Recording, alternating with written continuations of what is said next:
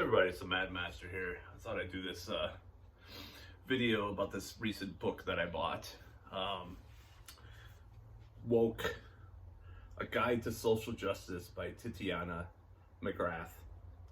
Now, I first saw this book on a video by Brad Jones, who is the Cinema Snob, otherwise known as from Channel Awesome.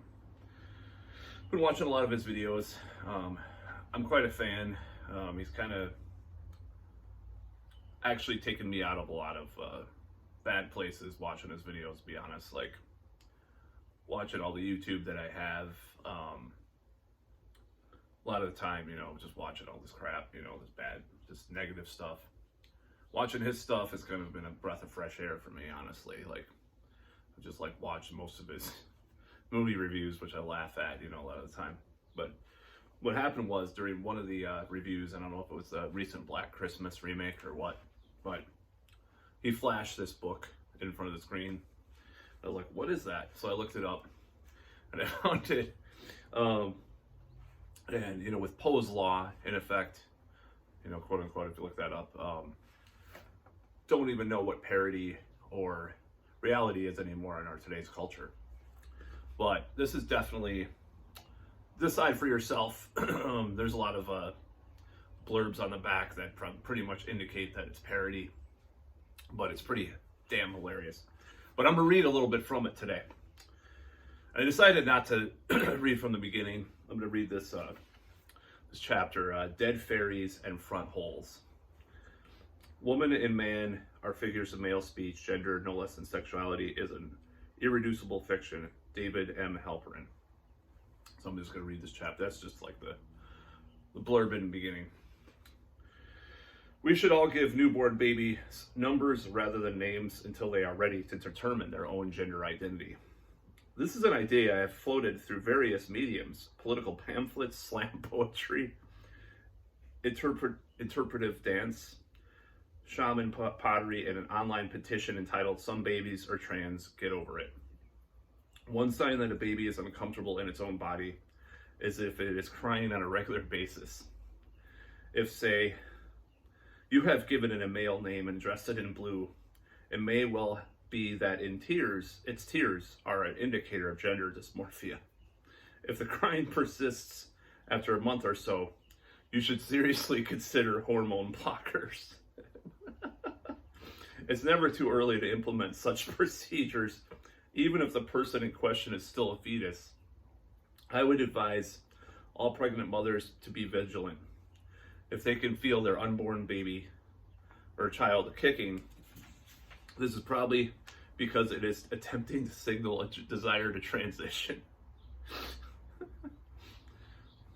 There are some who have the audacity to suggest that their transitional medication for a child is a form of abuse, or to suggest that transitional medication for a child is a form of abuse.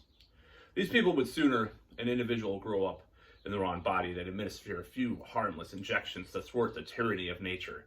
Who's the real abuser here? So each chapter, this woman is supposed to, supposed woman. It's definitely a pen name. And it's like she's an activist and all this stuff, and describes all these things that she wants to have happen. It's just like totally exaggerated and hilarious. I recommend it, actually. I'm not going to read more of it because, copyright, but it's like a really bizarre book that's really funny. Here she is, supposedly. That's supposedly her. That's actually pretty hot. Radical intersectionalist poet committed to feminism and social justice. She lives in Kensington, London. I'm surprised that she doesn't have blue hair, but let's see. There's some really funny stuff in here. Why I'm no longer talking to men about feminism. To call a man an animal is to flatter him. He's a machine, a walking dildo. Valerie Solanas. Ours is a loud, crazy male word, or loud, crass male word. I mean that literally. The planet we live on is the shape of a testicle, for fuck's sake. It should all come to no surprise, therefore, that virtually all of my female associates are activists. I'm trying to find more crazy shit. Oh, here we go. I believe all women, all of them, under all circumstances. Wow. So, yeah, highly recommended book. It's pretty hilarious. It was thanks to Brad Jones that I didn't know what it was. I didn't know what the book was about. I thought he literally was flashing a guide to being woke or whatever. Is kind of a joke, but it's actually a joke. And a lot of it's not too far off from what a lot of these people say or do, unfortunately.